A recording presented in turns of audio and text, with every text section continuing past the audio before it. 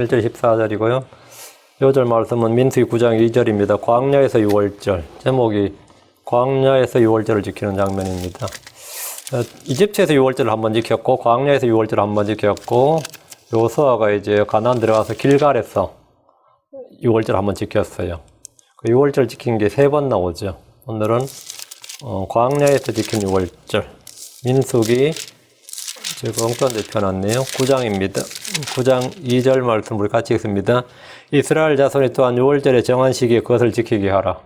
하나님께서 모세에게 이스라엘 자손이 6월절을 지키게 하라고. 정한 시기에 이 말은 1월 14일에 지키라 이 말입니다. 아비벌 14일에 지키라 이 말이죠. 오늘 공부할 본문은 이스라엘이 광야에서 지킨 6월절입니다. 이스라엘은 이집트에서 한번 6월절을 지켰고 광야에서 한번 그리고 길갈에서 6월절을 지켰습니다. 주께서 이집트에서 6월절을 제정해 주셨고 이스라엘 백성들이 대대로 지켜야 할 규례로 삼으셨습니다.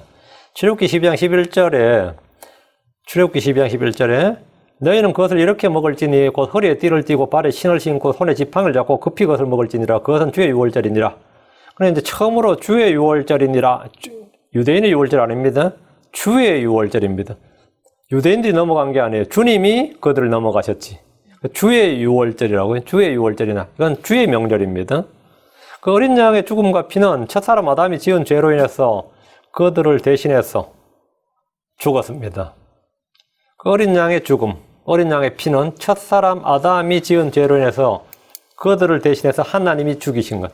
하나님이 아담이 양을 죽인 게 아닙니다. 하나님이 양을 잡아서 죽였고 피로 흘렸고 그 피 가죽 옷을 입히셨어요. 창세기 2장 17절에 선악을 알게 하는 나무에서 나는 것을 먹지 말라. 그 나무에서 나는 것을 먹는 날에는 내가 반드시 죽으리라. 언제 죽는다고요? 그 나무에서 나는 것을 먹는 날에 내가 반드시 죽으리라. 근데 여러분 아다시피 아담은 선악을 알게 하는 나무의 열매를 먹었어요. 그날 먹었어요. 그날 아담 주의 말씀에 따라 죽었습니까? 아담의 전생에는 몇 년? 930년이었습니다. 창세기 5장 5절에 아담이 산 전생에는 930년이었으며 그가 죽으니라. 언제 죽었다고요? 930세에 죽었다고. 930년 살고 죽었어요. 주님은 네가 먹는 그날에 죽으리라고 그랬고 아담은 930년을 살았습니다. 어떻게 된 거죠? 왜 안 죽은 거예요? 어떤 이는 이걸 성경에 못 쓴 성경에 오류라 그럽니다. 어떤 이는 아담이 그날 죽은 것은 영이었고 몸이 죽은 게 아니라 그날 죽은 것은 영이었다. 이제 이렇게 해석을 하는 거죠. 이건 아주 많이 퍼진 해석입니다. 그 영은 그날 죽었고 몸은 930세에 죽은 것이다. 아담이 죽어야 하는 그날 죽은 것은 어린 양이었습니다. 아담을 대신해서 죽은 것은 어린 양이었다고요. 왜 안 죽었느냐, 이거. 하나님은 아담에게 죄로 인한 심판인 죽음을 선고하셨습니다. 미리 창세기 2장에서 선고하셨고, 그날 죽은 것은 어린 양이었다, 이거예요. 그러면 이제 몸은 안 죽느냐? 몸은 죽어요. 몸의 죽음은 언제 선포됐느냐? 먹은 날 선포됐습니다. 창세기 3장 19절 땅으로 돌아갈 때에 내 얼굴에 땀을 흘려야 빵을 먹으리니 이는 내가 땅에서 취하였기 때문이라. 너는 흙이니 흙으로 돌아갈 것이니라 하시니라. 몸의 죽음은 언제? 창세기 3장에서 선포됐어요. 그 죄로는 선고가 이루어진 거죠. 그리고 어린 양을 잡아다가 하나님께서 아담과 그의 아내에게 가죽옷을 만들어 입히셨습니다. 창세기 3장 21절 주 하나님께서 또한 아담과 그의 아내에게 가죽옷을 만들어 입히시니라. 이 가죽옷은 바로 예수로 입히는 걸 예표하는 겁니다. 아담이 죽어야 할 그날에 그를 대신해서 죽은 것은 안 죽은 게 아닙니다. 그날 죽었어요. 아담을 대신해서 아담이 죽은 것과 같은 거죠. 어린 양이었습니다. 이집트에서 6월절 밤에도 이스라엘의 첫 태생 대신 죽은 것은 어린 양이었습니다. 우리의 죄를 대신해서 죽으신 분도 어린 양 예수 그리스도입니다. 창세기 아담에서부터 이후로 어린 양의 피와 대속의 죽음에 관한 진리는 성경을 관통하는 겁니다. 하나님이 받으신 아벨의 희생물이 어린 양이었습니다. 이 어린 양을 통한 구원을 역사 속에서 법으로 제정하신 것이 6월절입니다. 주의 6월절입니다. 6월절은 하나님의 6월절은 하나님의 6월절 밤에 어린 양의 죽음과 피를 통해서 이스라엘 첫 태생을 다 대속을 하셨고 그들이 다 하나님의 것이 됐단 말이에요. 6월절에 이스라엘이 대대로 지켜야 할 법이고 규례가 되었습니다. 이들은 광야로 나와서 첫째 달 6월절을 지키고 그 이후로는 6월절을 지키지 못했습니다. 그리고 여호수아가 길갈에 진을 치고 그달 14일에 여리고 평야에서 6월절을 지켰습니다. 6월절은 어린 양의 피와 죽음을 통한 대속의 진리를 율법을 확정했고 6월절을 지키지 않으면 그는 자기 백성에서 끊어집니다. 마찬가지로 이 세상 사람들은 누구라도 어린 양 예수로의 죽음과 피를 믿지 않으면 그걸 받아들이지 않으면 그는 지옥으로 떨어집니다. 자, 본문을 보겠습니다. 9장 1절입니다. 그들이 이집트 땅에서 나온 뒤 둘째 해 첫째 달에 주께서 시내 광야에서 모세에게 말씀하여 이르시되 둘째 해 첫째 달에 이래 됐죠. 둘째 첫째 달에 광야에서 이제 주님이 말씀하셨어요. 민수기 1장 1절을 보면 이집트 땅에서 나온 뒤 둘째 해 둘째 달 첫째 날, 그러니까 2월 1일에 출애굽 2년 1월 1일에 주님 모세에게 이스라엘 인구조사를 명하셨습니다. 둘째 달 첫째 날, 2년 2월 1일에 인구조사를 했으니까 1월 15일이 뭐죠? 1월 14일이 6월절이죠. 보름 뒤인 거죠. 둘째 첫째 달에는 6월절을 지킬 것을 명령하셨습니다. 인구조사보다 보름 전에 주께서 하신 말씀입니다. 이때는 성막이 세워지고 인구조사가 행해지던 때입니다. 아론과 그의 아들들이 제사장 직무를 시작했습니다. 주님 이제 이들이 모두 주의 6월절을 지키도록, 그러니까 이집트 땅에서는 뭐 제사장도 제단도 없이 그냥 집집마다 그냥 지킨 거고, 이제 광야에서는 뭐라 율법을 받고 나서 처음 지키는 6월절인 거죠. 이제 율법을 받고 나서 주님 이제 이들이 주의 6월절을 성막 앞에서 주님 앞에서 지켜보라 이거예요. 주님 앞에서. 이들은 2년 만에 다시 6월절을 지키게 된 것이고 율법을 받은 후에 처음으로 지키는 6월절입니다. 이집트는 세상의 모형입니다. 광야는 이 땅에서 성도들이 걷는 순례의 길을 보여줍니다. 가나안 땅은 유업의 상속을 받아 누리는 성도의 삶입니다. 사실 율법은 이스라엘이 가나안 땅에 들어가서 살 때 살아야 하는 생활 규범, 법입니다. 광야에서 백성들이 주께 받은 율법을 배우고 익히는 시간. 광야는 주께 받은 율법을 배우고 익히는 시간입니다. 주의 말씀을 미리 알고 배워서 가나안 땅에 들어가면 그때 뭐 율법이 뭐냐 이런 게 아니라 40년 동안 충분히 숙지를 하고 가나안 땅에 들어가면 그날부터 바로 율법을 뭐 해야 된다? 지키고 살아야 된다고요. 광야 생활은 가나안 땅에 들어가 살 동안에 뭐 예비 기간인 거죠. 준비 기간이었다고. 율법을 지키고 하나님을 섬기는 방법, 그 안식일도 지키고 뭐 이렇게 일상생활에서 이 율법에 기록된 것들을 전부는 못하더라도 그 성전에 관한 규례 있는 것도 성막에 관한 규례는 뭐 제사장들이 하는 거니까 제사장들도 여기서 충분히 지켰고 일반 백성들도 헌물 드리는 방법이라든지 이런 걸 충분히 이제 광야에서 훈련을 받는 거죠. 그런데 이제 그럼 가나안 땅에 들어가서 그것들을 지키고 행하는 데는 아무런 문제가 없게 되는 겁니다. 광야는 배움의 시간이고 훈련의 기간이고 순종의 시간입니다. 우린 저마다 이집트에서의 경험이 있고 광야의 경험을 한 후에야 예수 그리스도 안에서 안식과 풍성함을 누립니다. 2절입니다. 이스라엘 자손이 또한 6월절에 정한 시기에 그것을 지키게 하라. 6월절에 정한 시기에 6월절 어린 양의 피와 죽음을 통한 대속의 진리를 가장 잘 보여주는 명절입니다. 하나님께서 7명절을 지정해 주셨는데 6월절이 첫 번째 명절입니다. 6월절, 무교절, 초실절이 나가죠. 예수로는 하나님 어린 양입니다. 예수로는 우리의 6월절 어린 양입니다. 고린도전서 5장 7절에 그러므로 너희는 누룩 없는 자들이니 새 덩어리가 되기 위하여 묵은 누룩을 제거하라. 우리의 6월절 어린 양, 우리의 6월절 어린 양 곧 그리스도께서 우리를 위하여 희생물이 되셨느니라. 우리의 6월절 어린 양 그리스도, 우리를 위하여 희생물이 되셨다. 집집마다 양을 잡아야 되는데 우리의 6월절 어린 양이 어디 있느냐 말이죠. 우리가 먹을 우리의 6월절 어린 양은 누구냐? 예수 그리스도라 말이죠. 예수 그리스도. 우리의 6월절 어린 양 곧 그리스도께서 우리를 위하여 희생물이 되셨느니라. 죽으시고 피 흘리시고 우리가 그분을 살과 피로 먹는 거죠. 주목하셔야 됩니다. 예수로는 우리를 위하여 희생물이 되셨습니다. 유대인들을 위해서나 택함 받은 자들을 위해서가 아닙니다. 그분은 우리 모두와 세상 모든 사람을 위해서 죽으셨고 희생물이 되셨습니다. 그분은 나를 사랑하셔서 나를 위해 자신을 주셨습니다. 성경 이스라엘뿐 아니라 신약 성도들에게 6월절을 지킬 것을 명령하셨습니다. 고린도전서 5장 8절 그러므로 우리가 이 명절을 지키되 묵은 누르고도 말고 악의와 사악하면 누르고도 말며 오직 순수함과 진실하면 누룩 없는 빵을 하자. 이 6월절은 뭐죠? 영적인 거죠. 누룩이 벌써 영적이잖아요. 악의와 사악하면 누룩, 오직 순수함과 진실하면 누룩 없는 빵을 하자 이랬잖아요. 누룩 없는 빵. 구약에서 문자 그대로 누룩이고 신약에서 뭐냐고? 교리의 누룩이지. 누룩 없는 빵을 하자. 이 구절은 많은 이단들이 이 교회가 절기를 지켜야 되고 특히 6월절을 꼭 지켜야 한다는 근거 구절로 사용을 하고 이 구절 드림입니다. 그럼 여러분이 그 6월절 그 명절을 지키되 그 6월절 우리가 그 명절을 지키되 봐라 성경이 그 명절 지키라고 했잖아. 우리가 그럼 당연히 지켜야지. 신약 성도가 지켜야 할 유월절은 구약의 이스라엘처럼 양을 잡아서 피를 흘린 것이 아닙니다. 우리는 양이나 염소를 잡는 것이 아니라 우리의 유월절 어린 양 예수 그리스도의 죽음과 피로써 우리의 유월절 어린 양 예수의 죽음과 피로 유월절을 지키는 겁니다. 예수로께서 우리를 위해 희생물이 되셨습니다. 더 이상 죄로 인해 드리는 헌물 없습니다. 우리가 지키는 유월절은 예수 그리스도의 피와 죽음을 기억하는 것입니다. 에베소 5장 27절에 그리스도께서 우리를 사랑하사 우리를 위해 자신을 향기로운 냄새의 헌물과 희생물로 하나님께 드리신 것 같이 사랑 안에서 걸으라. 이게 뭐냐, 우리가 예수 그리스도를 기억하고 그분을 우리 유월절 양을 드리는 거죠. 예수님은 우리를 위해 자신을 향기로운 냄새의 헌물과 희생물로 하나님께 드리셨습니다. 히브리서 9장 26절. 그러나 이제 세상 끝에 그분께서 단 한 번 나타나서 자신을 희생물로 드려 죄를 제거하셨느니라. 예수는 죄들로 인한 한 희생물을 영원히 드리셨습니다. 사도 바울이 우리에게 지키라고 한 유월절은 예수의 피와 죽음의 희생물을 기억하고 믿으라는 겁니다. 그러나 우리는 계속해서 주 예수를 기억하고 그분을 믿는 겁니다. 이스라엘 자손은 매년 첫 달 14일 밤에 유월절을 지켰습니다. 유월절에 정한 시기란 말은 첫째 달 14일 저녁을 말합니다. 레위기 3장 5절에 첫째 달 14일 저녁은 주의 유월절이요. 첫째 달 14일 저녁은. 그리고 이어진 이래 동안 누룩 없는 빵을 먹는 무교절이었습니다.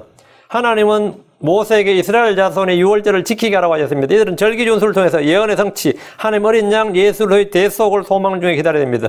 모든 절기는 예언의 캘린더입니다. 절기는 단순한 국가 명절 기념일이 아닙니다. 절기는 하나님이 역사 속에서 일하시고 성취하시는 일들을 보여주기 위한 것입니다. 이 부분에 대해서는 이미 레위기 3장에서 저희가 다루었기 때문에 원하시는 찾아서 공부하시기 바랍니다. 3절. 그것의 정한 시기 곧 이달 14일 저녁에 너희는 유월절을 지키되 그것의 모든 의식과 모든 예식에 따라 지킬지니라. 왜 유월절을 낮에 지키지 않고 밤에 지키라고 했느냐 이거요. 예. 구속의 역사는 언제? 밤이다 말이죠. 교회는 뭐라고요? 이 시기는 밤이에요. 밤이라고. 예수로의 재림이 뭐라고? 낮이라고요. 예. 밤에 지키라고 그런 거예요. 그 죄사함과 더불어서 성도들의 이 세상의 삶이 뭐냐? 이거다 말이죠. 6월절의 시작은 14일 저녁입니다. 이 안식일의 시작도 저녁입니다. 덕분에 대부분의 크리스천들은 유대교의 관례와 풍습에 따라서 성경에서 하루의 시작이 저녁이라고 주장합니다. 저도 그렇게 배웠고, 그렇게 알았습니다. 이것을 이제 일몰제라고 합니다. 일몰제. 저녁 6시를 하루의 시작으로 보는 겁니다. 일몰제라고 그러고, 로마는 밤 12시죠. 밤 12시 0시라고 그래야 돼. 밤 12시에 시작하잖아요. 그건 자정이죠. 자정제라고 합니다. 하루의 시작을 그때 보는 거고. 근데 성경의 하루는 일출제입니다. 아침 6시가 하루 시작이에요. 성경 하루는 저녁부터가 아니라 아침부터입니다. 일출제라고 그러죠. 14일 저녁에 6월절을 지키면 요즘 한국 크리스천들의 인식으로 하면 새벽 6시 되가 뭐가 되죠? 14일 낮이 되어버리죠. 밤낮제니까. 근데 그게 아니야. 아침 되면 15일 아침이에요. 15일이에요, 그날은. 14일 낮이 있었고, 14일 낮에 예수님 못 박히고, 14일 밤에 예수님은 무덤으로 들어가셨어요. 무슨 말인지 알겠죠? 일출제라고. 근데 제가 이거 일출제라고 하는데, 일출제를 제가 이야기한 지가 얼마 안 됐어요. 저도, 그때 뭐 예수님 죽음 계산하는데 아무리 계산해도 3일 밤, 3일 낮이 안 맞는 거야. 진짜 그 엄청 표를 진짜 몇백 번 그려봤거든요. 시간을 막 3일 밤, 3일 낮, 이렇게 해도 안 되고 저렇게 해도 안 맞고 시간이 안 맞아가지고, 이거 뭔가 이거 안 맞다, 이상하다. 그래가지고, 이거 성경 신자들 견해도 막 예수님 돌아가신 날짜가 다 틀리고 막 이래가지고, 부활한 날은 분명하죠.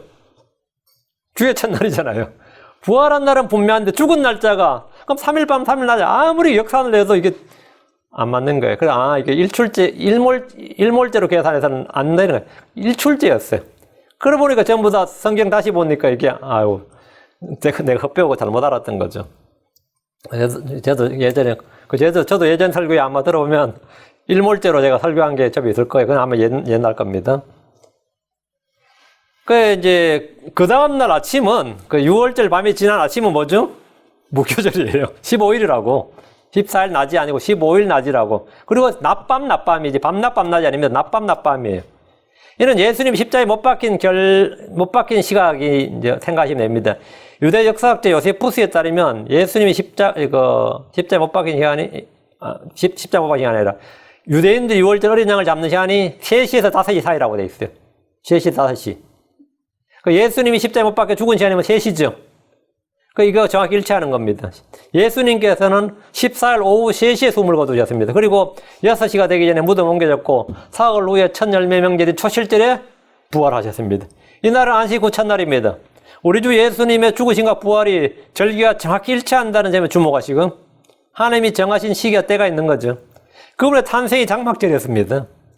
주님의 죽음이 6월절이었고 부활이 초실절이었다면 교회가 휴거되는 시점은 오순절입니다. 이스라엘 다시 그 땅에 모이는 건 나팔절입니다. 이건 뭐 논란 여지가 없습니다. 그 오순절을 기다려요. 내년 오순절을 기다려.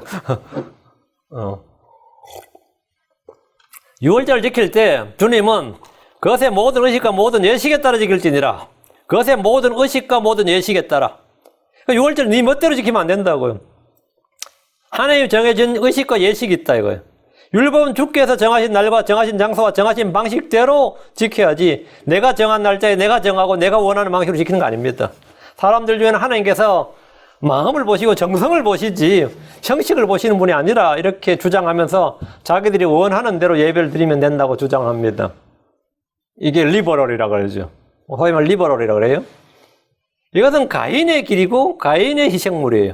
가인은 주께서 정한 희생물이 아니라 자기가 드리고 싶은 것을 주께 들고 나와서 예물을 드렸습니다.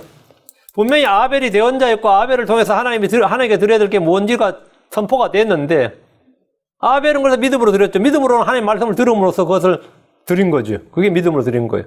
그럼 가인은 믿음으로 안 드렸다고. 그 드려야 할 걸 안 드리고 땅에서 자기가 농사 지은 거 갖고 와서 뭐 정성을 받으시는 분이지. 하나님 우리의 정성을 받으시는 분이 우리의 피와 땀을 받으시는 분이 아닙니다. 우리의 육신의 수고와 이걸 받은 게 아니에요. 내가 이렇게 지극정성을 다했는데 하나님 우리의 건 전부 다 십자가에 처리하고 묻어버려야 될 것들이지 우리의 땀과 피를 주님과 그렇게 들고 나가면 안 돼. 예수님을 드려야지. 예수님을. 응? 하나님은 가인과 그의 희생물을 전혀 받지 않으셨습니다. 6월절을 지킬 때 출애굽기 12장 1절 14절에 나와 있는 모든 의식과 예식에 따라 지켜야 되는데 사람들이 희생물을 드릴 때도 레위기에 있는 규정대로 드려야 됩니다. 아론의 아들들이 이상한 불을 드렸다가 그 자리에서 죽었던 것을 기억해야 됩니다. 롯의 아내가 잠깐 뒤를 돌아보았다가 어떻게 됐죠? 소금기둥이 되었습니다.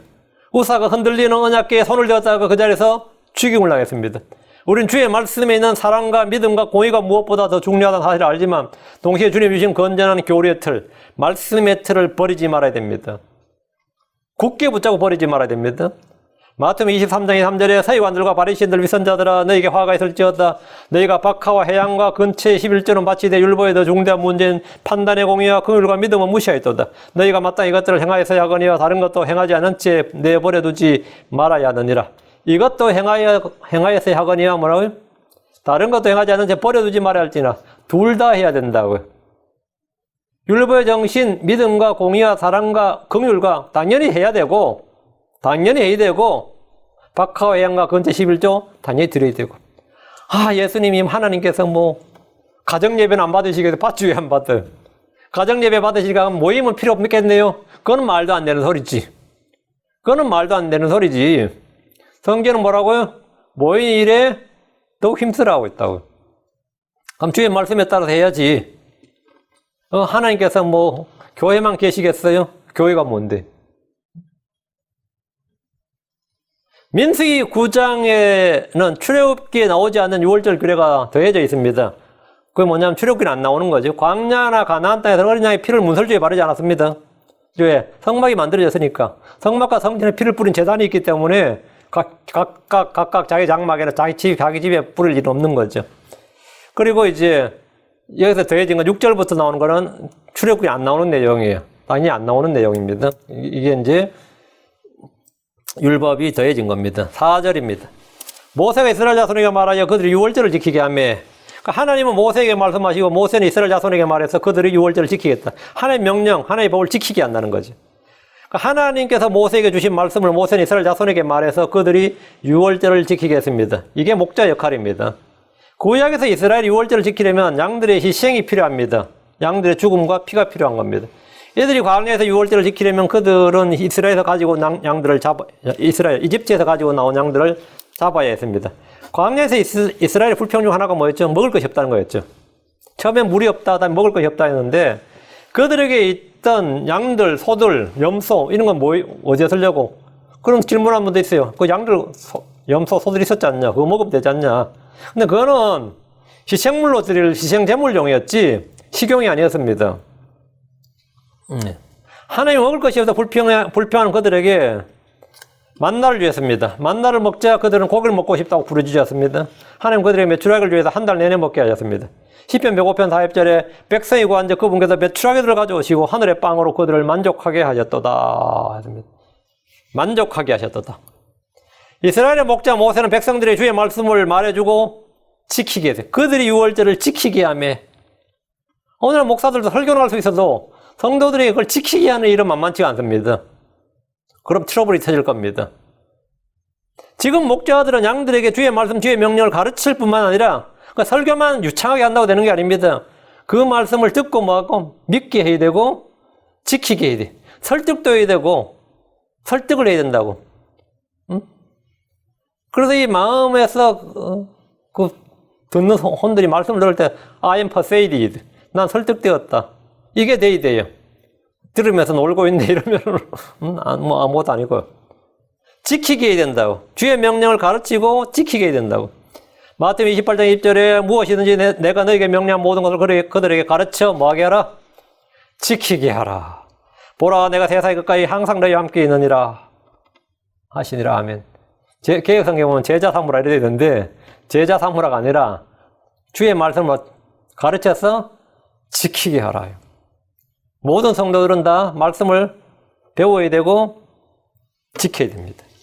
우리가 주의 말씀을 지킬 때 주님 우리를 지키십니다. 나는 말씀을 지켜요. 내가 그 말씀을 들은 후에 그것을 믿음으로 내 마음에 그 말씀을 간직하고 지켜. 내가 주의 말씀을 지키는 걸 뭐라고 하죠? 성경에 뭐라죠? 하나님을 사랑한다 그럽니다. 주의 명령대로 걷는 걸 이것이 사랑이니라 그래요. 사랑이 뭐죠? 사랑으로 행하라. 이게 모든 일을 사랑으로 행하라. 모든 일을 믿음으로 행하라 할 때 믿음으로 행하라가 뭐죠? 하나님의 말씀을 들으면서 오는 무엇으로 행하라고요?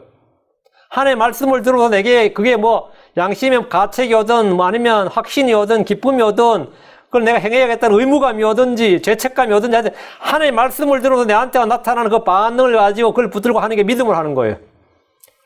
사랑으로 하란 말은 하나님의 말씀을 내가 그 말씀을 들은 말씀을 내 마음에 지키는 거. 내 말씀을 가지고 지키는 자를 나를 사랑한다. 나를 사랑하는 자는 내 말씀대로 뭔다? 지키는 자다. 아니, 어떤 분이 저보고 권고하지 목사님 모든 일에 사랑으로 그러니까 말씀을 지키는 게 사랑이죠. 이게 저한테 충고하는 성도들이 꽤 있어요. 그 충고가 주로 보면은 뭐냐면 목사님 지식도 중요하지만 사랑으로 이런 분들이 많아. 내가 사랑이 없어 보이나 봐. 아이 나 진짜 나을까 봐. 환장한다 진짜. 하나님 사랑을 가득 부어주셨는데 뭐 없기는. 어쨌든 그렇게 느껴지나 봐. 목사님 사랑으로 이런 분들이 지금까지 좀 있었어요. 응? 근데 내가 이 사랑을 가르쳐 주기가 참 어려워. 하나님의 말씀을 지키고 하나님의 명령을 지키는 게 사랑이라고. 하나님의 명령대로 걷는 게 사랑이라고요. 우리 교회에서는 여러 번 했어요. 우리 사랑장도 강의했고 뭐 했는데 그냥 뭐 자기 길을 할 때 막 긁어주는 게 사랑인 줄 알아. 그게 사랑인 줄 알아? 정신 차리게 진짜 곁에 있으면 머리속으로 하나 때려주고 싶어 진짜로. 맞박이라도 앉아 딱 쥐받고 섞던. 얼마나 이 크리스천들이 무지한지 모릅니다. 주님께서 가르쳐 지키게 하라고 그 명령을 가르쳐 지키게 하라. 이게 사랑이라고. 그게 사랑으로 행하는 겁니다. 근데 내가 말씀을 지키고 내가 주의 명령을 내가 마음에 그냥 지키는데 간직하고 지키는데 그게 뭐라고요? 나는 주님의 말씀을 지키면 주님은 그 말씀을 가진 지키는 그 사람을 지킵니다. 내가 주의 말씀을 지키면 주님은 그 사람을 지켜요. 예수님께서 우리를 악으로부터 지키시고 건지실 줄을 믿습니다. 데살로니가후서 3장 3절. 그러니까 주님께서 모세에게 지키게 하라잖아요. 이스라엘 백성으로 하여금 지키게 하라잖아요. 물론 마찬가지죠. 지키게 해야지. 뭐 안 지킬 것 같으면 뭐 쓸모없는 소리죠. 데살로니가후서 3장 3절. 그러나 주께서 신실하사 너희를 굳게 세우시며 악으로부터 너희를 지키시라. 믿습니까? 악으로부터 너희를 지키시라. 그럼 모든 사람이 이런 믿음을 가진 것은 아닙니다. 3장 2절에 뭐 되어 있어요? 모든 사람이 믿음을 갖고 있지는 아니하니라. 그 사람들이 예수를 믿는지 몰라도, 교회는 다른지 몰라도, 하나님께서 모든 악으로부터 우리를 지켜주신다는 걸 안 믿어. 뭐, 크리스천도 뭐 같이 힘들 때 같이 힘들고 그렇잖아요. 이러면서 하나님께서 뭐 나한테 뭐 다 해주시겠어요? 이런 식으로 자기 하나님의 존재나 예수 뭐 대속이나 이런 거 굵직굵직한 교리를 믿는 동정녀 단생도 믿고 주의 재림도 믿는다고 하는데 모든 악으로 지키시라 그러면 아멘 하냐? 그건 아니지 않나? 그러니까 3장 2절이 뭐라고 또 우리가 부당하고 사악한 자들에서 건져지도록 기도하고 모든 사람이 믿음을 갖고 있지는 아니라 모든 사람이 이런 믿음을 갖고 있지는 않아요. 저는 크리스천들이 요즘 같이 이 코로나 시대에 말이지 교회를 나와요. 나는 믿고 나온 사람들은 안 걸린다고 생각합니다. 하나님께서 지키신다고 생각해요. 근데 다 나 같은 믿음을 가졌냐? 그건 아니지. 교인도 교회가 걸리지. 사랑교회도 걸리고, 근데 교회도 걸리고, 요즘 교인들 많이 걸리잖아. 응? 모두가 같은 믿음을 가진 건 아니야. 남의 믿음 따라할 필요 없습니다. 자기가 교회 나와서 걸릴 것 같으면, 그 위험하다 싶으면 안 나와야 돼요. 괜히 따라하다 걸려가지고 나중에 교회 욕하고 그러지 말고, 목사님 하지 말고, 지가 아니라고 생각하면, 그런 사람들은 커피숍은 가요. 커피숍도 가고, 월마트도 가고, 코스코도 가고 다 가는데, 교회는 안 가. 그 사람 믿음이야. 그 사람 코스코는 안전하고, 교회는 불안전하다 보면, 지 믿는 대로 살라고, 지 믿는 대로 행하라고. 누가 뭐래, 누가. 사람 다 지 믿는 대로 사는 거지, 뭐, 누가 뭐래. 그렇게 믿으라고. 공무원들은 일주일에 40시간씩 일하잖아요, 사무실에서. 근데 교인들 일주일에 딱 한 번 나온다고. 그게 기껏해봐 1시간, 2시간이라고. 근데 막 죽을 것 같으면 나오면 막, 그죠? 응? 그럼 그렇게 믿으면 걸려. 믿는 대로 된다고. 그런 사람 나오지 말라고. 우리 교회 그런 사람 나오면 안 돼요. 왜? 믿지 않고 행하는 거, 믿음을 행하지 않는 건 다 죄야. 믿음을 행하지 않는 모임은 그 자체가 불법의 모임이라고. 이 모임 불법으로 만들지 마요. 그런 사람 나오지 말라고. 여기 인터넷 듣는 사람들 다 나가지 마, 교회. 그냥 인터넷으로 들어, 그냥. 응? 그 인터넷으로 듣고 말어. 괜히 믿음 흉내 낸다. 남의 믿음 따라, 유목사 믿음 따라할 필요 없어요. 악으로부터 너희를 지키시리라 하면, 근데 바울도 그러잖아요. 모든 사람이 믿음을 갖고 있지는 않다고. 그럼 우리는 그걸 인정해요. 우리는 그런 사람 정죄 안 합니다. 그 사람이 뭐 그 믿음 갖고 있겠어. 모든 사람이 믿음 가졌고 나요. 근데 성도들은 삶과 죽음과 질병과 고난과 그리고 죽음에 대해서 분명한 영적 지식과 가치관을 확립하고 있어야 됩니다. 그렇지 않으면 그 사고의 수준이 말이죠. 이 정치인들이나 언론이나 거짓 크리스천들의 말장난에 그냥 속아서 넘어가 버립니다. 고린도후서 1장 10절 그분께서 이같이 큰 사망에서 우리를 건지셨고 큰 사망에서 그건 칼이나 전쟁이나 역병이나 기근이나 태풍이나 뭐 별게 다 있었죠. 돌이나 그분께서 이같이 큰 사망에서 우리를 건지셨고 건지고 계시며 또 여전히 건지시리니 우리는 그분을 신뢰하노라. 사실 사도 바울 같은 사람은 말이죠. 소화실 다 돌아다녔는데 옛날에 말이죠. 그렇게 싸돌아다니는 사람들은 전염병 걸리기 딱 맞아요. 풍토병이라고 하죠. 풍토병. 우리도 남해 여행 가서 아무 데나 물 마시면 말이죠. 그 음식 먹으면 병 나요. 탈 나고 그러거든요. 물갈이 한다고 그러잖아요. 바울 같은 사람들은 딱 전염병 걸리기 딱 좋은 사람이야. 그리고 전염병 퍼뜨리기 딱 좋은 사람이야. 근데 바울이 혼자 다녔어요? 떼거리로 다녔어요. 바울의 일행이. 근데 바울 사도가 하는 말이 그분께서 이같이 큰 사망의 소리를 건지셨고 과거형이죠. 건지고 계시며 현재형이죠. 또 여전히 건지시리니 미래형이죠. 우리는 그분을 신뢰하노라. 그래서 다 이 믿음이 있는 건 아니에요. 제가 이번 코로나 역병을 보면서 주께서 주의 말씀을 지키실 걸 믿고 확신합니다. 디모데후서 4장 18절에 주께서 나를 모든 악한 일에서 건져내시고 또 자신의 하늘의 왕국에 이르기까지 보존하시리니 주님은 건져내시고 먼저 보존하신다 이거예요. 그분께 영광이 영원 뭉뜨릴 길 원하노라. 아멘. 근데 다 나 같은 믿음을 가질 필요 있겠다. 다 이 같은 믿음을 가진 건 아니야. 근데 남의 믿음을 흉내낼 필요는 없어요. 주 하나님은 자신의 말씀을 지키십니다. 근데 그렇게 했어. 그걸 죽었다 이거. 나 뭐 걸려 죽었다. 그러면 갑작스러운 죽음, 서든 데스, 서든 글로리입니다. 갑작스러운 죽음, 갑작스러운 영광이에요. 스위스에 찌빙 걸리는 흑사병이 도는데 신방을 다 다녔어요. 전부터 말렸지. 쯔빙글리 목사가 죽으면 안 되니까 쯔빙글리는 종교개혁에서 여러분 루터 아시죠? 루터, 켈빈, 다음에 쯔빙글리예요. 종교개혁 3대 영웅 중에 한 명입니다. 그래서 쯔빙글리가 흑사병이 오는데 계속 신방 다니면서 흑사병 걸린 사람 돼서 기도해 주니까 지가 걸리겠어 안 걸리겠어? 걸렸죠. 결국 자기가 흑사병에 걸렸어요. 왜 당연히 안 걸릴 수 있나 맨날. 근데 그분은 이제 흑사병에 걸렸음에도 불구하고 며칠만 일어나서 천수를 누리셨어요. 흑사병에 걸렸는데도. 근데 뭐 다 그런 건 아니야. 죽을 수도 있어. 죽을 수 있어요. 그러면 갑작스러운 죽음, 갑작스러운 영광. 그렇게 하라고 한 거야, 하나님께서. 그러니까 나를 모든 악한 데서 건져내시고 또 자신 하늘의 왕국 이르기까지 보존하시리니 믿습니까? 믿음대로 됩니다. 주 하나님은 자신의 말씀을 지키십니다. 우린 구약성경 읽을 때 하나님 이슬 가운데 거하시면서 직접적으로 이렇게 말씀을 하시고 만일들을 막 표적과 이적들을 엄청나게 보이는 걸, 야, 우리도 이렇게, 우리한테도 이렇게 좀 해줬으면 좋겠다 싶을 때 있죠. 응? 그럼 신약에서 주 하나님, 지금 주 하나님은 성도들에게 어떤 일을 하십니까? 하나님께서 이스라엘 가운데 거하시면서 강력하게 활동하신 것보다 지금 주 하나님께서 이 크리스천들 사이에 거하시면서 일하신 것이 훨씬 더 크고 많습니다. 하나님 우리를 지키시고 보호하십니다. 주님 우리를 도우시고 치유하시고 건지시고 우리 안에서 일하십니다. 그러나 대부분의 크리스천들이 하나님은 관념적이고 상징적 존재고 그분이 죽었거나 아무런 일도 하지 않고 성도들이 각자 알아서 처신하고 너희들 조심해라. 코로나 걸린 나도 어쩔 수 없다. 하나님 뭐 이러는 것 같아. 응? 야, 너희들 조심해라. 너희들 코로나 걸리면 내가 하나님이긴 하지만 나 어쩔 수 없다. 응? 너희들 각자 알아서 잘 조심해서 처신해라. 너희들 행동 각자 너희가 책임지고 행동해라. 나도 어쩔 수 없다.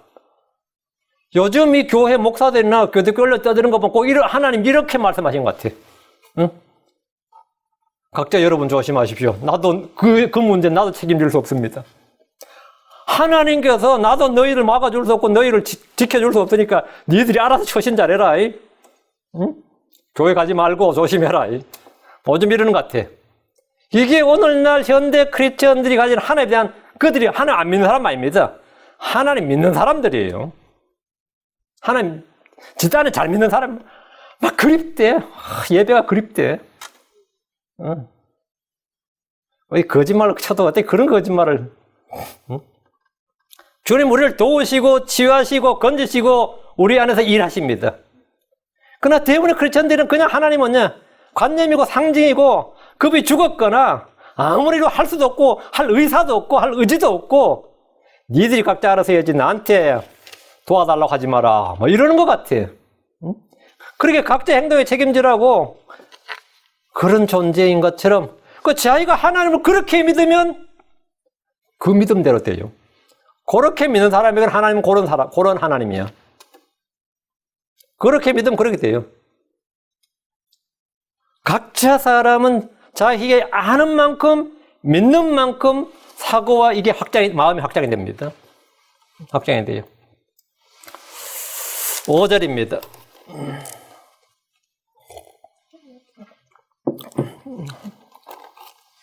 주의사항. 지 설교 듣는 사람들은 따라하지 마요.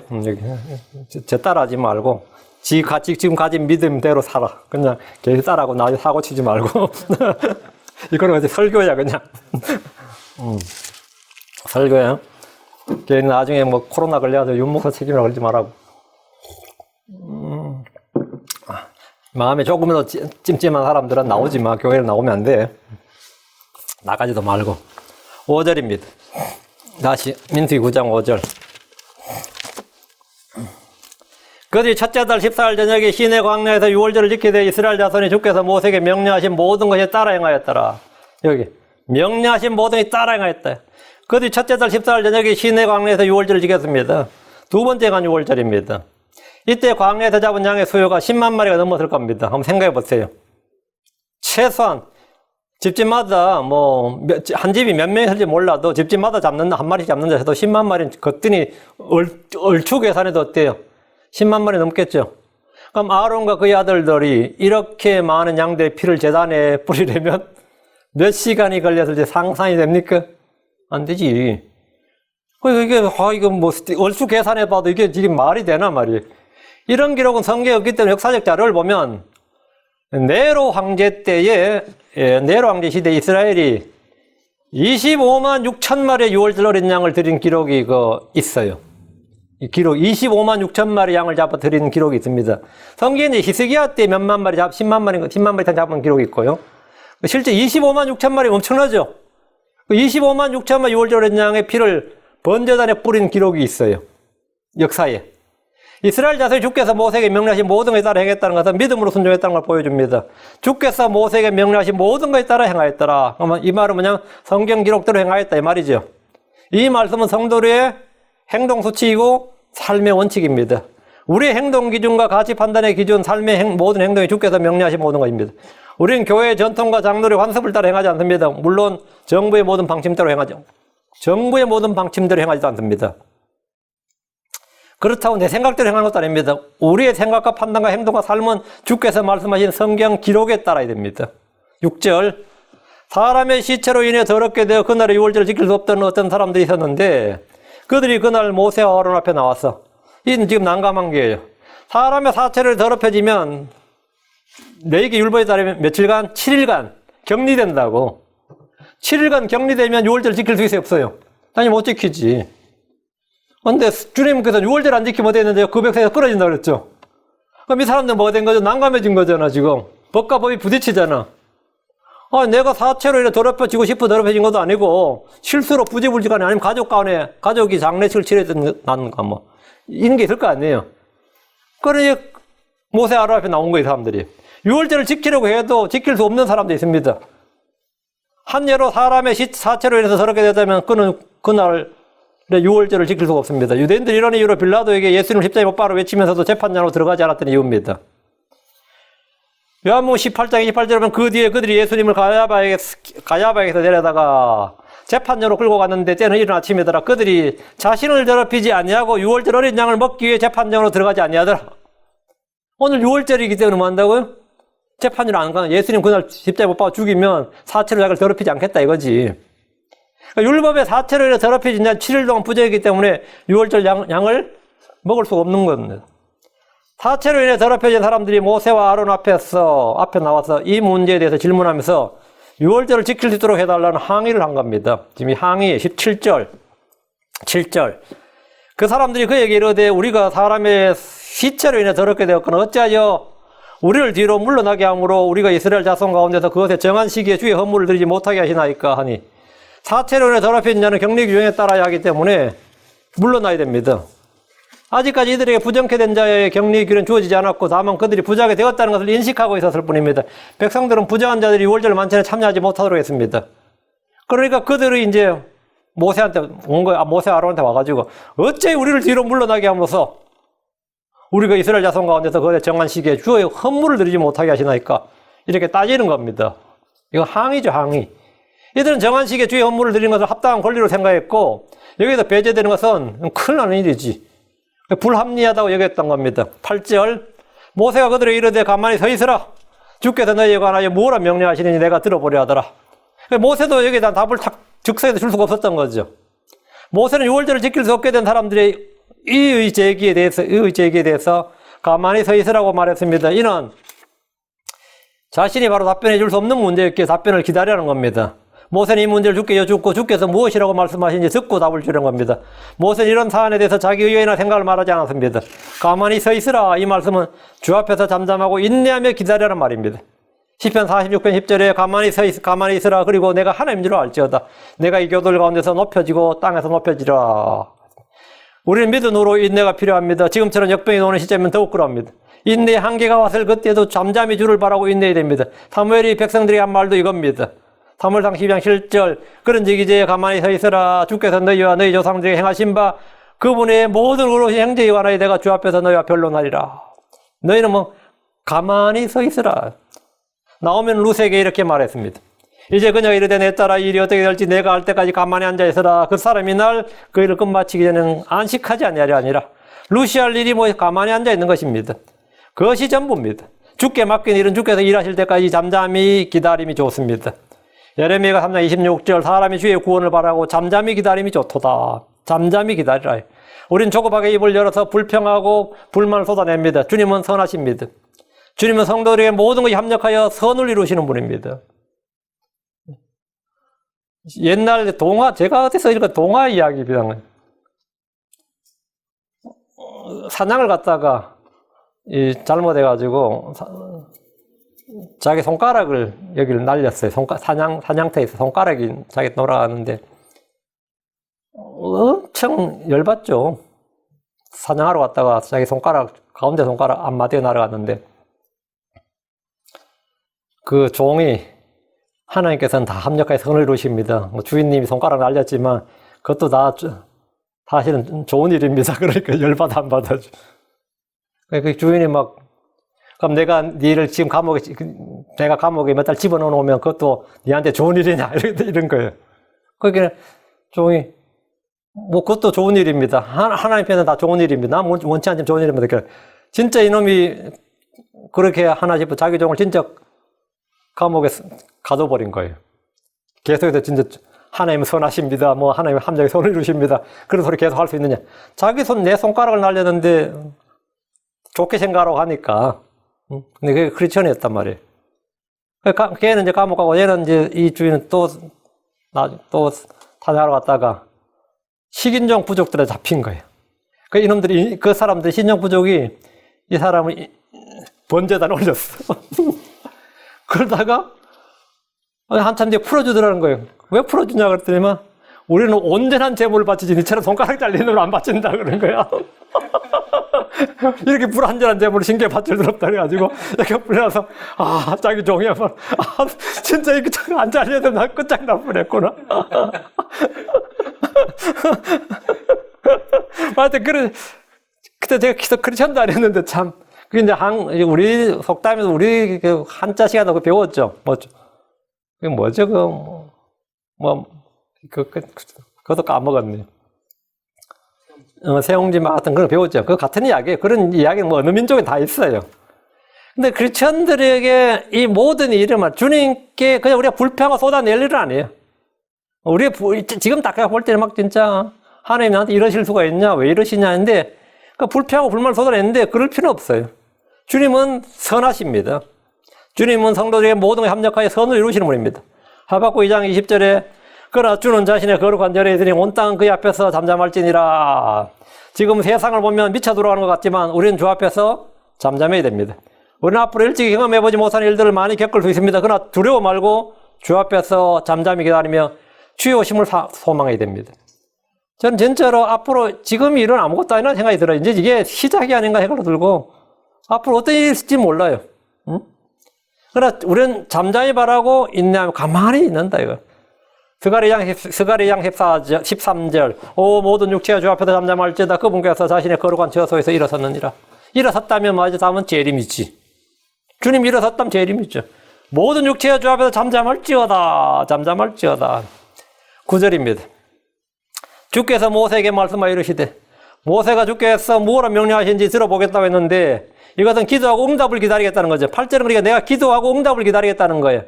주님은 벙어리라 말 못하는 분이 아닙니다. 주님 우상이 아닙니다. 주님 우리와 대화를 거부하시는 분이 아닙니다. 모세는 주님과 대화를 나눈 겁니다. 성도들은 누구나 주님께 물을 수 있습니다. 주님 응답하신 하나님입니다. 예레미야 3장 3절에 나를 부르라 그리하면 내가 내게 응답하고 내가 알지 못하는 크고 능력 있는 일들을 내게 보이리라. 기도는 모세에게만 주어진 특권이 아닙니다. 크리스천들 모두에게 주어진 은혜고 특권입니다. 우리는 주의 말씀을 깨닫기 위해 기도해야 됩니다. 어떤 일에서 판단이 서지 않을 때 지혜가 필요할 때 우리는 주님께 구해야 됩니다.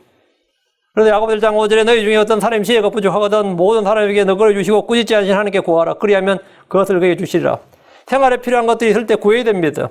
다윗은 간절히 한 가지 바란 것 있었는데 이게 주께 여쭙는 것이었습니다. 시편 27편 4절 내가 주께 바라는 한 가지 일 바로 그것을 구하리니 그것은 곧 내가 평생토록 주의 집에 가하여 주의 아름다움을 바라며 그분의 성전에서 여쭙는 것이라. 주께서 모세에게 말씀하셨다는 것은 사체로 더럽게 된 자들이 유월절을 지킬 수 있는가에 대한 답변입니다. 10절 이스라엘 자손에게 말하 이르라 너희나 너희 후손 중 어떤 사람이 시체로 인해 부정하게 되거나 혹은 멀리 여행 중에 있다 할지라도 그는 주께 유월절을 지킬지니라. 주의 답변은 사람들의 상식이나 율법 지식과 좀 달랐죠. 사람들은 이들을 물러나겠지만 주님은 어떤 사람이 시체로 인해 부정하게 되거나 혹은 멀리 여행 중에 있다 할지라도 그는 주께 유월절을 지키라고 하셨습니다. 유대인들은 유월절 명절을 지키기 위해서 예루살렘으로 모여야 됩니다. 그렇죠? 성지에 세워지면 예루살렘 모여야 돼요. 멀리 있다고 하면 예루살렘에 도착할 수 없는 거리를 말한 겁니다. 그날에 예루살렘에 도착할 수 없다 말이에요. 그럼 여행 중에 있는 사람이 어떻게 지킵니까? 이들은 첫째 달 14일이 아니라 한 달 뒤인 둘째 달 14일에 유월절을 지킵니다. 이건 이제 출애굽기는 안 나왔던 내용이죠.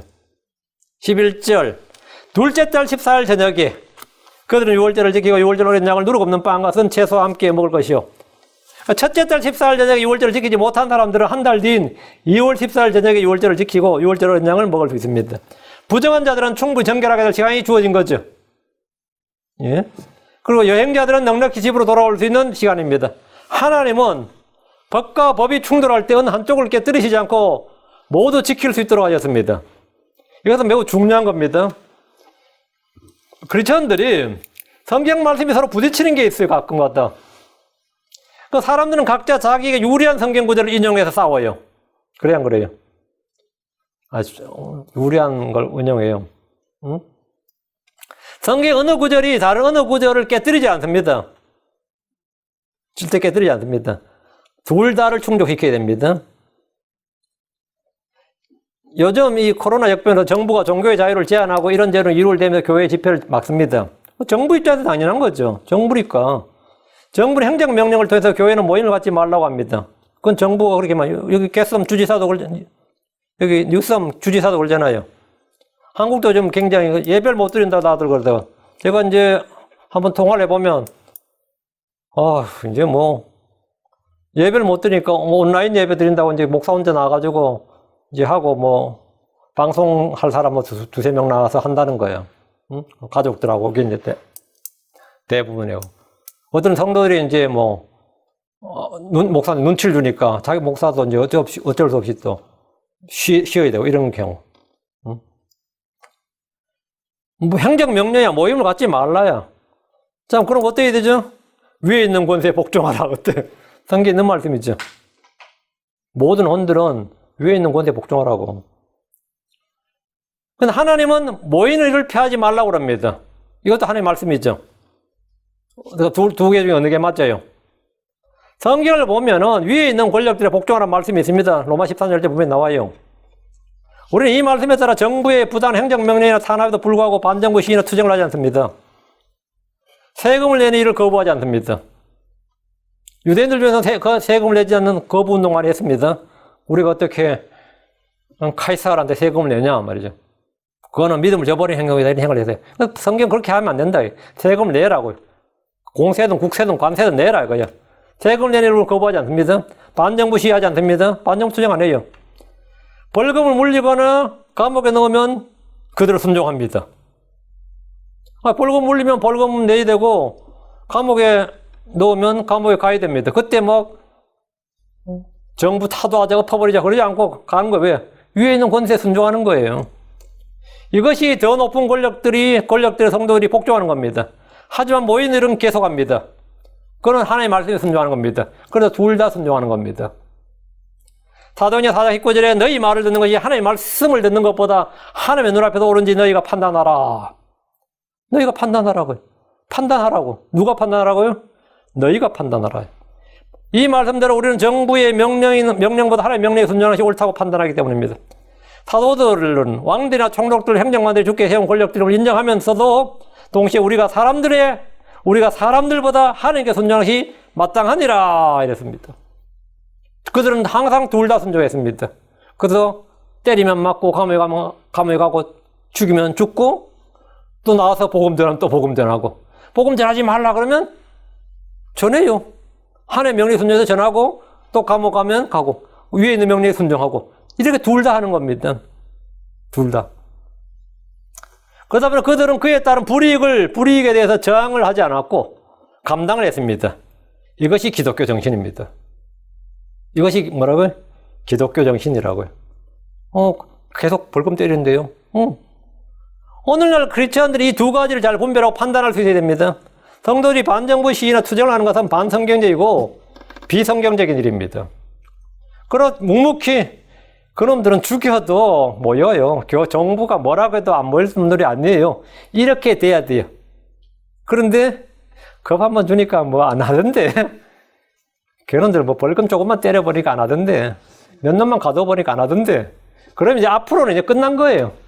이제는 사실은 기독교는, 사실 한국의 기독교는 끝났어요. 전에 말 듣더니 왜 입을 안 듣는 거야? 그래봐도 할 말 없다고.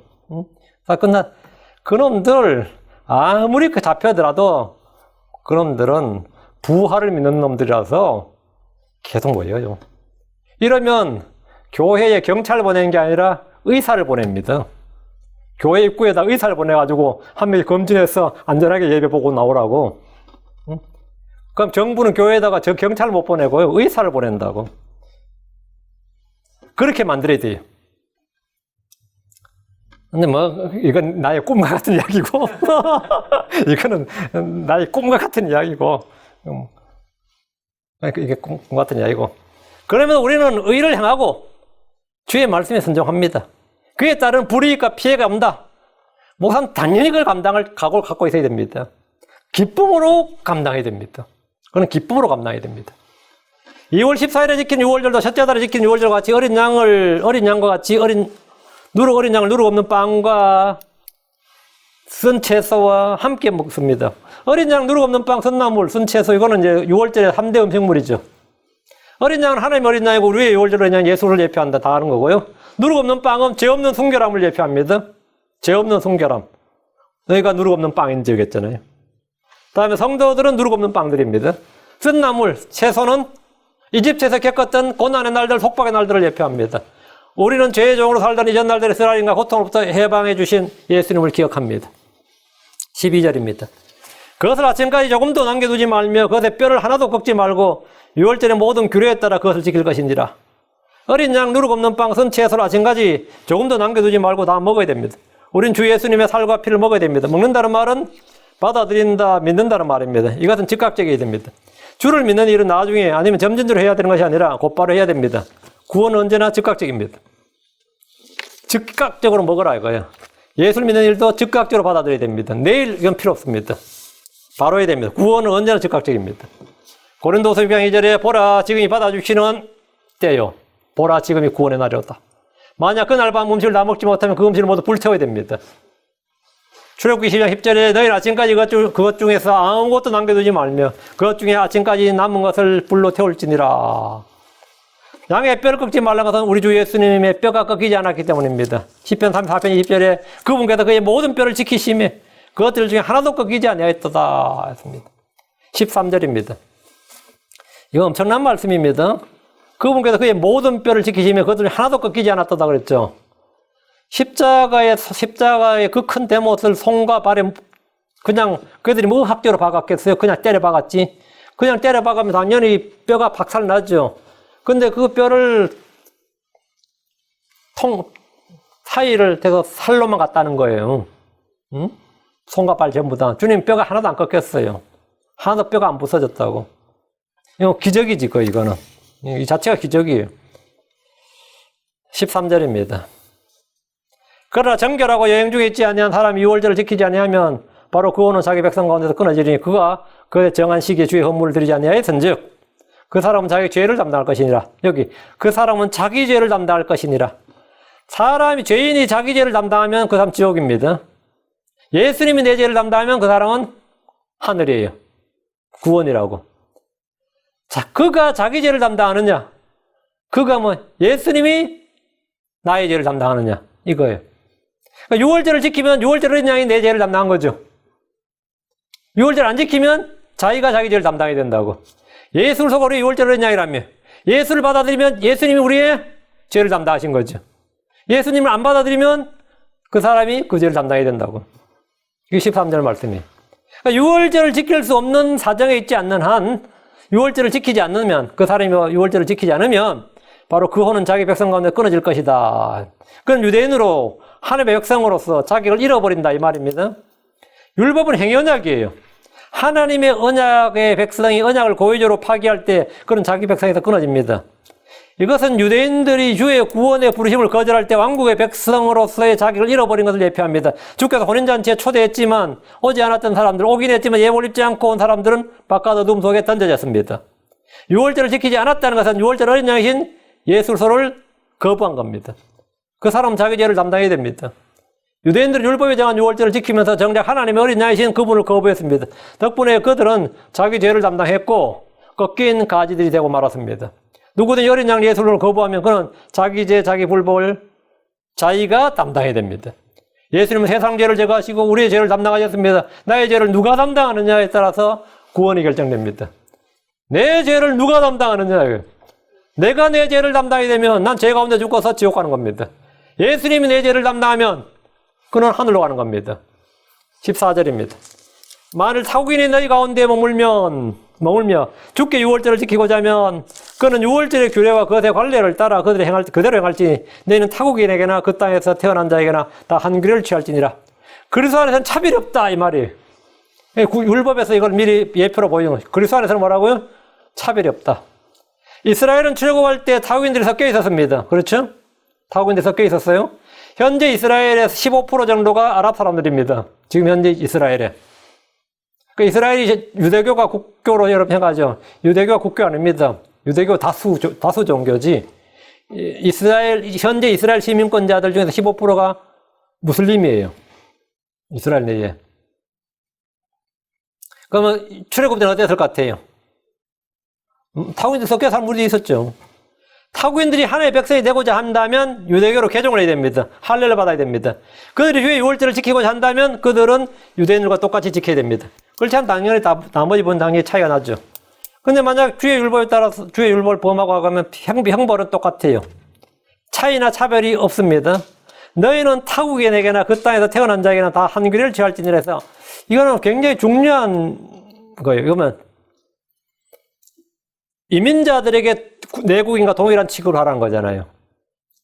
이건 이민자들에게, 타국인들에게 우리 내국인과 동일한 취급을 하라고. 이 말씀 이스라엘의 이민법에 관한 것으로서 타국인들과 이스라엘에 태어난 자들을 같은 법으로, 이 법으로 차별하지 말도록 하셨다는 거죠.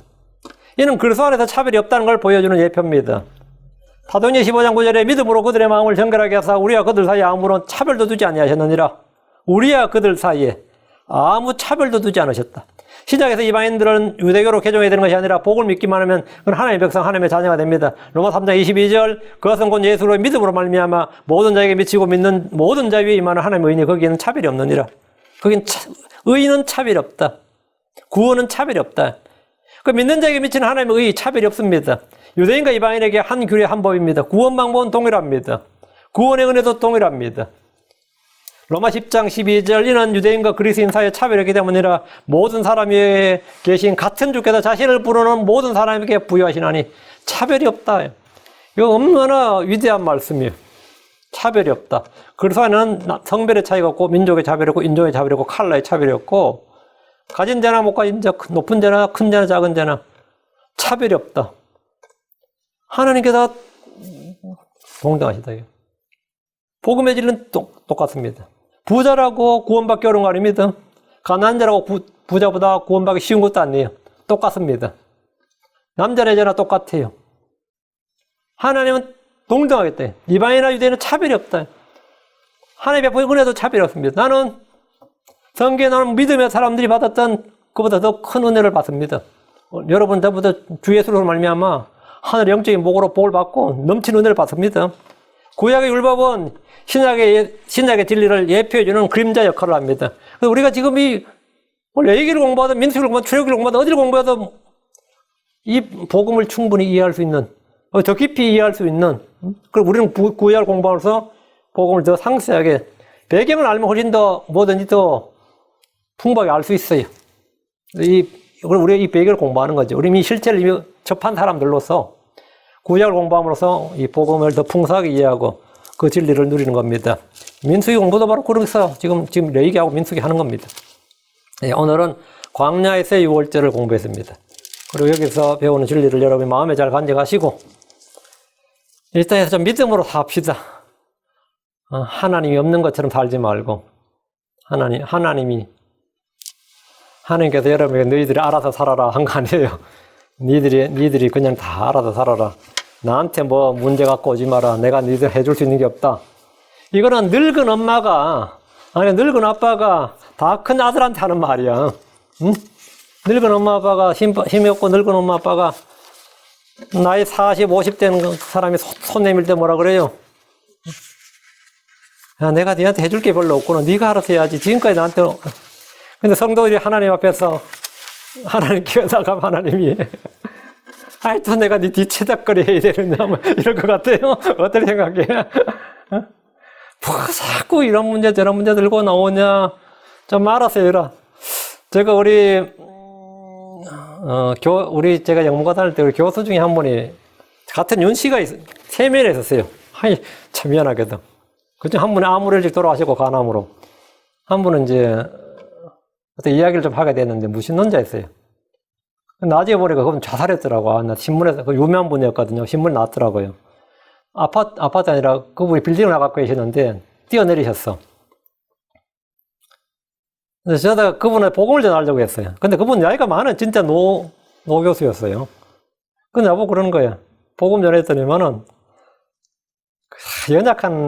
인간 연약하고 뭘 못하는 게 신을 의지하고 믿는 거라고.